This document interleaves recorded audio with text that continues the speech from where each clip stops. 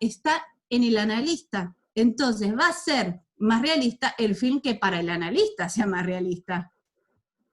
Va a ser más realista la obra que para Bazin, o Bazin, introduce un quantum mayor de verdad, pero en función de su lectura de lo que es la realidad. ¿Sí? Entonces, fíjense, necesitamos empezar a reconocer categorías que nos permiten intervenir sobre el análisis o sobre los fenómenos que queremos trabajar, distinguiendo esta dimensión de, que en principio vamos a llamar operatividad, ¿no? Para que no introducir la idea de subjetivas objetivas, que nos sean más operativas al momento de analizar. Ahí dice Elis que justo tocaron el timbre y se ve una parte. Ay, no. Es la maldita realidad. Esto en un aula no pasa. No, Elis, decíamos que en función de lo que planteaba Sofía, de pronto ella había advertido una diferencia en relación a Eco y a Bota en la posibilidad que daban uno u otro autor de intervenir sobre el fenómeno. ¿Sí? En el caso de Eco parecía hablar de lo mismo, de introducción, partes de una tesis, de una monografía, pero que era más difícil, a partir de lo que describía, intervenir y pensar con categorías operativas que permitieran la comparación, estas dos introducciones que ustedes tuvieron que analizar. Entonces decíamos, esta diferencia, después veamos por qué aparece esto en ECO, pero en ECO Bota, pero por ejemplo, a ustedes les va a pasar que hay categorías de autores que por ahí les encantan, y que realmente no son operativas al momento de analizar. Y decíamos, por ejemplo, la categoría de realismo. ¿Por qué? Porque la categoría de realismo, por ejemplo, como inicialmente se puede reconocer, simplificando, pero que aparece en Bazin, es que es realista la obra que revela un quantum de mayor verdad de los fenómenos del mundo, ¿no? Entonces decimos, bueno, pero ¿cómo sé? ¿Cómo analizo qué es lo que hace que una obra sea más realista que otra? Y si bien hay algunos elementos que Bazin introduce, finalmente lo que ocurre es que esa es una categoría que vuelve sobre el sujeto que analiza, y va a ser más realista la obra, que revele más realidad para uno, en función de lo que uno cree que es la realidad. Y ahí tenemos un problema, que es que no tenemos todos la misma definición de realidad. No todos pensamos que la realidad es lo mismo. Así como autor definir desde qué punto de vista estás analizando, claro.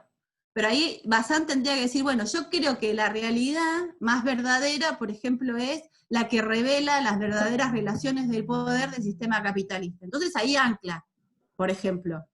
Y entonces vos podés analizar en ese sentido, pero muchas veces los autores que hablan de realismo no establecen desde dónde están pensando la realidad.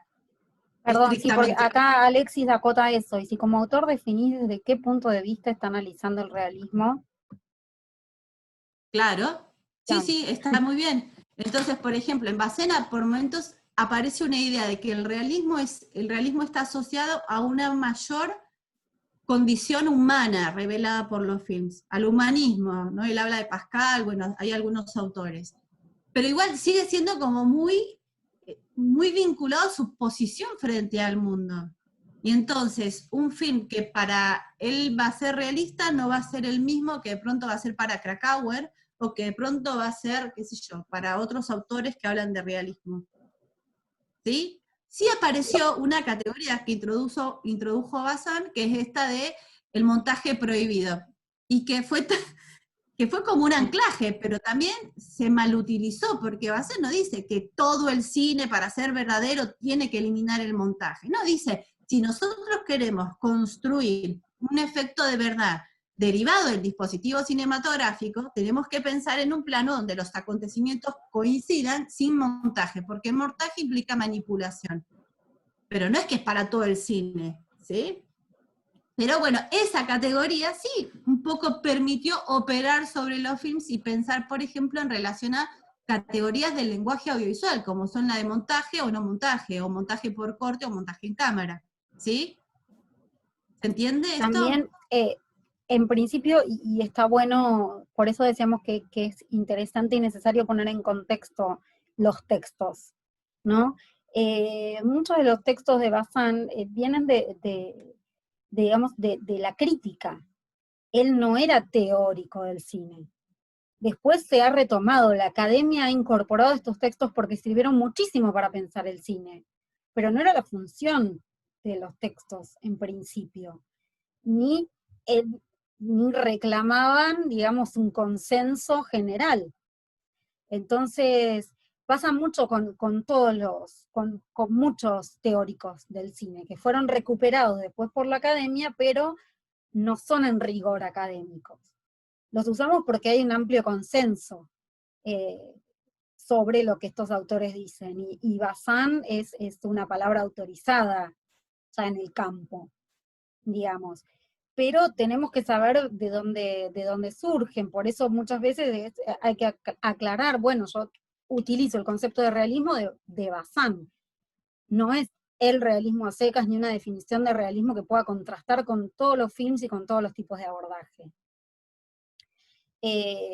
Eso es interesante, y veo que también lo notaron en las descripciones que hicieron de los textos, cuando dicen, bueno, Jeffer habla en primera persona, en algún punto sí, su palabra es palabra autorizada, por más que él tiene una formación más académica o rigurosa, en algún punto lo hago así, lo digo así, porque años de escribir, de analizar, etcétera, me respaldan, ¿sí?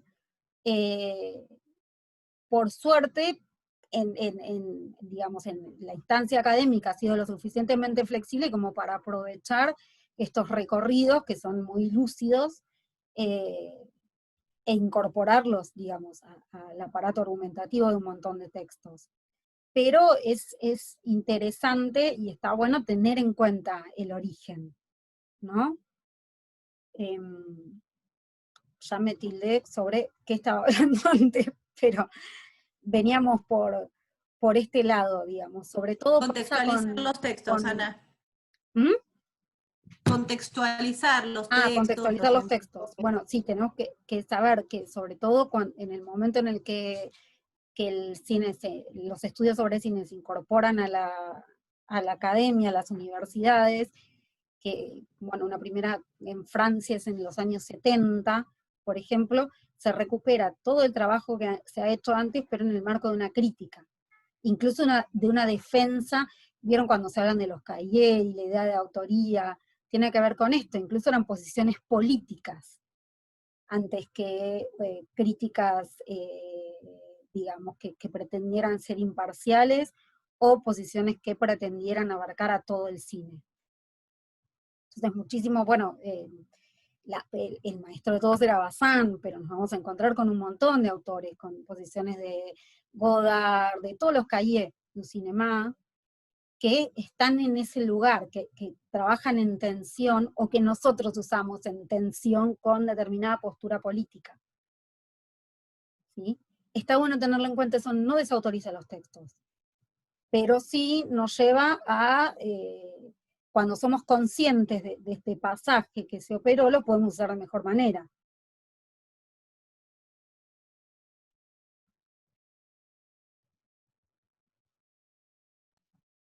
Muy bien. Supongo que en un chiquitito se va a terminar esta reunión para ingresar a la otra, así que estemos atentas y atentos. Perdón, ha sido un caos esta mañana. Bueno, igual sigamos en esta como para... Bueno, está bueno esto también, lo que notaste del sustento teórico, que lo notaron todos los chicos que entregaron. Digo, a veces no viene del propio del campo de los estudios cinematográficos, sino de otros campos, ¿no? Esta idea como de cruce de distintas disciplinas que aparece en el cine, siempre. ¿No? Acá ponías, bueno, el campo de la historia, del arte y la semiología. Te puse semiótica, yo en algún momento semiología no muy antigua. Sí, ahí hay una diferencia. La semiología es como un primer momento donde desde la escuela francesa hay una pata muy fuerte desde el estructuralismo saussuriano. Y entonces incluso hay un modelo de signo binario todavía dando vueltas. En cambio, la semiótica ya parte de un modelo de signo triádico, ¿sí? Que conecta más con la corriente anglosajona de Peirce. Sería más correcto hablar en el caso de Jeffer de semiótico, un perfil semiótico. Estructuralista, postestructuralista y semiótico. Bueno, decíamos entonces, vemos que incluso muchos de estos textos que decimos que están a mitad de caballo entre la crítica y un texto más académico, se respaldan en en teorías o en disciplinas aledañas, digamos. Cosa que en algunos se lee como una debilidad, en nuestro caso, en el caso de los autores que estamos laburando, es una ventaja, es cierta flexibilidad y cierta susceptibilidad de analizarse de distintos ángulos que tenemos, que es posible, digamos. Sin ir más lejos, pensemos en nuestra carrera, ¿no? Nosotros tenemos la carrera de artes audiovisuales, la tenemos ubicada bueno, ahora se llama arte, pero era comunicación. Está en una facultad de arte, y si vemos las diferentes carreras, o desde que el cine entró en la academia, ha entrado en diferentes facultades, ¿no? En la mayoría del mundo está vinculada a las carreras de humanidades. Ustedes saben, en Buenos Aires está como repartida entre distintas carreras, tiene parte en filo, parte en ¿qué es arquitectura, ¿no? Digo, es interesante este fenómeno, porque al ser tan complejo también permite el abordaje desde distintos campos, y a la vez no rechaza ninguno. Pero bueno, está bueno acá que fueron encontrando, cuando pusieron, bueno, diversos campos científicos, les llamamos, bueno, justo Kant, Adorno y Aristóteles vienen de la filo y mucho de la estética. Por eso los usamos tanto nosotros en nuestra carrera. Pero bueno, es esto, ¿no? Tenemos como un panorama muy amplio de fuentes de las que abrevar y de digamos, lugares desde los que abordar, o de disciplinas desde las que abordar el fenómeno. En referencias, ahí pensando en algo que vos decías antes, Ana, los mismos autores son referencia de sí mismos. Y eso me parece que hay que señalarlo. Verdad, lo veamos. Porque es algo que enunciativamente construye la figura de autoridad. Entonces, Jeffer tiene su propio campo de autorreferencia en una serie de publicaciones y de laburo previo, y lo mismo a Coquelin, ¿sí? Eso también me parece interesante señalarlo, porque también es, como decía, un modo de construir la figura de un autor o de autora que ya tiene una cierta legitimidad o una gran legitimidad en el campo. Esto también se conecta con algo que planteaba Joel en su presentación, que habíamos puesto que, no me acuerdo que, no está Joel hoy, ¿no? No, pero sí era eso No, Joel, ay, que no. perdón. Ay. Ah. No, dale, Sí, dale. Que está rindiendo, estética. no, fundamentos. Fundamentos. Así hoy rendía a todo el mundo, está bien. Me puse mal referencia. Sí, y bueno, y esto es por ahí lo que notó Joel, que decía, bueno, en ciertos momentos, Jeffer habla en primera persona. Bueno, porque ya que él lo diga, autoriza la palabra. Está buena ese clic que dice, tengámoslo en cuenta también. Nosotros que estamos en este ámbito, en este momento, si hablamos en primera palabra, nos van a reclamar que fundamentemos, ¿no? Pero Jeffer puede hablar en primera persona, primera palabra. Sí, y esto que decíamos antes, que Bazán diga, bueno, es más realista la obra que construye un mayor quantum de verdad, y bueno, pero es Bazán. Nosotros no vamos a poder hacer eso, vamos a tener que establecer categorías que sean contrastables y analizables, y a partir de la cual se pueda establecer si procede de esa manera o no, o incluso pensar si la categoría, por ejemplo, de realismo en las que nos conviene utilizar, o nos conviene más bien pensar en otra categoría. ¿Sí? Que no repercuta tanto en la figura de quien la enuncia. Tal cual. Proyecta. Tal cual. Nosotros tenemos todo un bagaje y una responsabilidad incluso con los referentes que en el arte, que también hay que poner en juego ahí. ¿No? Hay un estilo. Acá estaba lo de semiótica.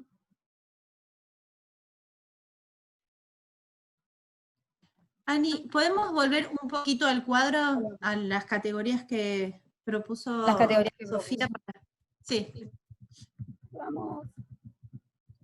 miren esto un poquito. Tenemos, a partir de esta propuesta, ¿a ustedes les parece que se podría sumar alguna? ¿Les queda claro qué implica cada una de estas categorías? ¿Necesitarían alguna explicitación como lectores, lectoras? Veamos, tenemos estructura, objetivo. Este es un cuadro de doble entrada, ¿no? Que son muy operativos al momento de analizar comparativamente y que tienen una exigencia, ¿no? Que es que las categorías que utilizamos para comparar sean pertinentes y las utilicemos en los dos casos, no, Claro. no para cuando nos convenga. Y en todo caso, si hay una categoría que vemos que no nos permite comparar porque hay desplazamientos, ahí tenemos un problema interesante, ¿no? Es decir, bueno, acá hay algo que un autor trabaja, un texto trabaja y en el otro caso no trabaja. Bueno, ¿qué efecto tiene eso? Digo esto porque a veces nos va a pasar que una categoría no nos sirva para analizar todo y puedo hacerme la tonta y esconder la dificultad abajo de la alfombra, la barro así para que nadie vea, o en ese corrimiento, en esa atención, aparece una zona posible justamente de construcción de conocimiento. ¿Sí? Esto es importante considerarlo, ¿no? No es que las cosas tienen que machear en mi categoría. Cuando hay desplazamientos, tengo que escuchar al objeto. Esto que Roland Barthes plantea como distancia amorosa de los fenómenos, que es que tengo que estar lo suficientemente cerca como para no dejar de verles, pero también lo suficientemente lejos como para no perderme en ese amor y en ese idilio, y que, por ejemplo, machen en las categorías que yo les estoy proponiendo. Entonces, siempre va a haber tensiones. Entonces, veamos, Sofi propone estructura, ¿no? Es interesante porque estructura, si ustedes quieren, como momento de entrada, nos plantea una perspectiva macro. Y habíamos hablado, nos queda poquitito tiempo, nos quedan 10 10 minutos. minutitos. Bueno, 10 minutos igual es bastante, no va tirando el Es tiempo. bastante, sí. Todavía. Fíjense, esto de... ¿qué? No, dije todavía da. Sí, no hay que decir nada. Una perspectiva macro. Entonces voy desde lo más general a lo más particular. Y ese es un buen criterio metodológico, ¿no? Por lo menos saber si voy de lo macro a lo micro, de lo micro a lo macro, pero tener claro eso para no ir de lo micro a lo macro sin ningún criterio, o sin percibir que estoy yendo de lo macro a lo micro. Si lo hago porque lo decido, perfecto. Pero si yo establezco, bueno, voy de lo macro, como si viera el objeto desde un dron, y después voy bajando con helicóptero hasta un plano de detalle, ese es un criterio. Obviamente a veces les va a pasar que haya algo que no sepan dónde va, bueno, pero que esa pregunta esté en ustedes es importante. El objeto, ¿no? ¿Sobre qué Perdón, está es trabajando? interesante también que puso en relación la estructura de la introducción con la estructura del libro, porque en Sí. general hay cierta correspondencia, y está bueno notarlo. Usted decimos que bueno, que la estructura tiene que dar cuenta del contenido, de la introducción da cuenta del contenido de todo el libro, digamos que si uno lee la introducción puede saber, podés deducir más o menos de qué va el libro. Vamos a ver cuando leamos o trabajemos distintos libros que en general hay cierta correspondencia. Entonces está bueno poder hacer esa comparación. Muy bien, ahora vean esto. Dice, y que además, perdón, tiene que ver con la noción de estructura y si se quiere también de sistema, ¿no? Que es que Claro, los elementos no funcionan autónomamente, sino que su valor está dado por la relación que establecen con todo el signo. En este caso el signo es la introducción y el libro, eso es el signo, o el texto, o el discurso sobre el que estamos trabajando. Digo, si ustedes trabajan sobre una escena de una película, la escena no funciona sola, funciona en el contexto de una película. Ustedes como analistas pueden sacarla y descuartizarla y trabajar sobre la escena, digamos, pero luego van a tener que pensar qué hacen, si reconstruyen esa totalidad de la cual forma parte, o a priori, o a propósito más que a priori, la van a separar y segmentar, ¿sí? Esto es también una decisión metodológica y teórica. sí, que la van a usar muchísimo cuando comiencen a analizar sus digamos, si quieren analizar un film, un programa, lo que sea, siempre les decimos, bueno, que por ahí si hay que analizar a fondo algo, es una parte que represente el todo, pero por eso hay que tener plena conciencia de la estructura, ¿no? Bueno, quiero analizar la filmografía de Pasolini, ¿vas a analizar todos los films con la misma profundidad? ¿O vas a analizar uno y remitir a otros? Ahí tenemos que tener bien claras ciertas categorías que son clave, ciertas formas que se repiten, y analizamos algo micro para hacer referencia a lo macro. Siempre me acuerdo de los trabajos de montaje porque en teorías del audiovisual, porque a veces cuesta hacerte esta idea, pero bueno, no es necesario analizar el montaje de todo el film a pie en juntillas, pero sí tomar una porción que me pueda dar cuenta de la organización total del film. A veces con analizar una escena puedo hacerlo, porque en general vieron que se replica la estructura del film, sobre todo en los filmes narrativos, ¿no? En la narración fuerte de la escena en las secuencias y luego en el film en la totalidad. Entonces, si uno elige una escena representativa, puede llegar a dar cuenta de la organización del film sin tener que analizar con la misma minuciosidad todo. Sobre todo cuando un trabajo tiene una extensión breve. Pero bueno, eso hay que tenerlo en cuenta y volvemos a, está buenísimo esta entrada a través de la estructura. Se puede aprovechar un montón. Muy bien. Y sumo a eso, podemos trabajar la estructura general y también la microestructura, que eso, no me acuerdo en este caso, pero creo que en el de Ornella sí se trabaja lo de microestructura, que es esto de ver, bueno, ¿está organizada en subítems o no? Acá está, bueno, la introducción divide en los subtítulos. Creo que Ornella también lo habías hecho así, ¿verdad? O sea, una cuestión macro en relación al libro, pero también micro en relación a cómo se estructura esa partecita que estamos trabajando. Perfecto. Después tenemos, aparecen dos categorías de análisis, que una es objeto y otra es objetivo, ¿no? Objeto dice explicitado. Muy bien, fíjense, explicitado, es decir que el autor está siendo, vamos a decir, amables en el sentido de que nos dice, voy a hablar de esto, y no de otra cosa, ¿no? Esa condición de explicitación es interesante porque se va a conectar con esto que venimos trabajando, que es la construcción de las figuras autorales en el texto, las figuras de lector y autor, o de lectora y autora. En ambos casos dice que es explicitado, dice el signo fotográfico, lo teórico en el arte. Ahí lo que me parece interesante es que ver cómo dialoga con el objetivo. El objetivo también está explicitado, describir la revolución conceptual introducida por la existencia del signo fotográfico. Después, el objetivo explicitado en Coquelin, demostrar cuál es la acción de lo teórico en el dominio del arte y cómo se articula con el cuestionamiento de la obra, cuáles son los modos por los que se manifiesta. Hasta acá me parece que se va configurando lo que en términos de escritura académica y metodología es muy importante, que es que a un gran área de intereses, como puede ser el signo fotográfico, se le plantea una pregunta, un interrogante, ¿sí? Que en principio vamos a dejarlo como objetivo. Ahora, ¿cómo este objetivo se conecta? Vamos a ver, bajamos un poquito, la cuarta categoría que propone Sofía es lenguaje. Vamos.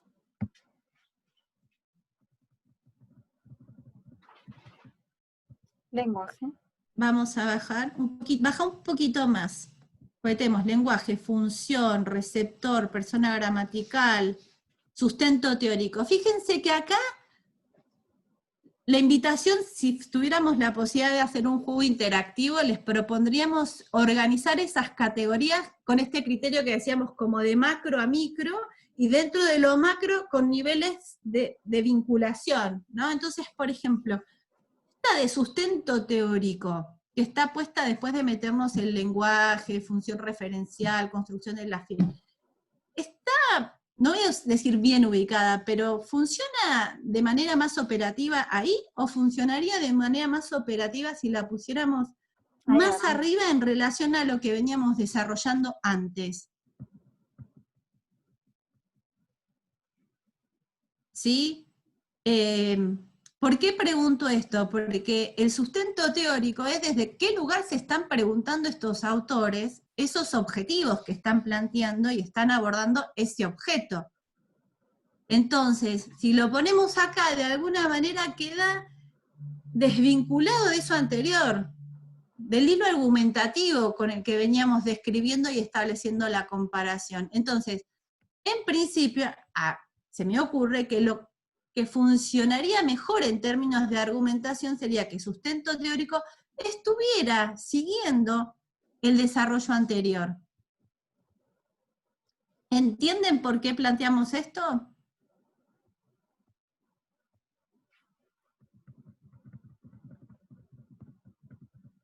¿Se comprende? Y también en la parte que ella pone referencias, me parece que está buenísimo como lo hiciste, Sofía. En la parte donde pone referencias, también los autores explicitan desde qué conceptos de quiénes, qué toman de quiénes, qué cosa, que también creo que Bota lo decía, es como hacer explícito sobre qué instituciones o autores claro, contribuyeron a esa investigación que están haciendo. Y todo eso como junto también, me parece. Ahí podríamos incluso desagregar lo de referencia, por ejemplo en esto, categorías que involucra, modo de utilización de la referencia, ¿no? Bueno, eso nos permitiría desagregar si quieren otra categoría, pero está muy bien, porque mi marco puede ser semiótico, pero trabajar con la semiótica, no sé, neolandesa, o con la semiótica más francesa, o con la semiótica más anglosajona, entonces voy a tener matices con una semiótica gramsciana o con una semiótica más persiana no de persiana, sino de pers. Entonces, sí, es la referencia y el tipo de autores, el tipo de categorías, porque incluso dentro de un autor vamos a tener épocas, y qué sé yo, no es el mismo Barthes del análisis a la introducción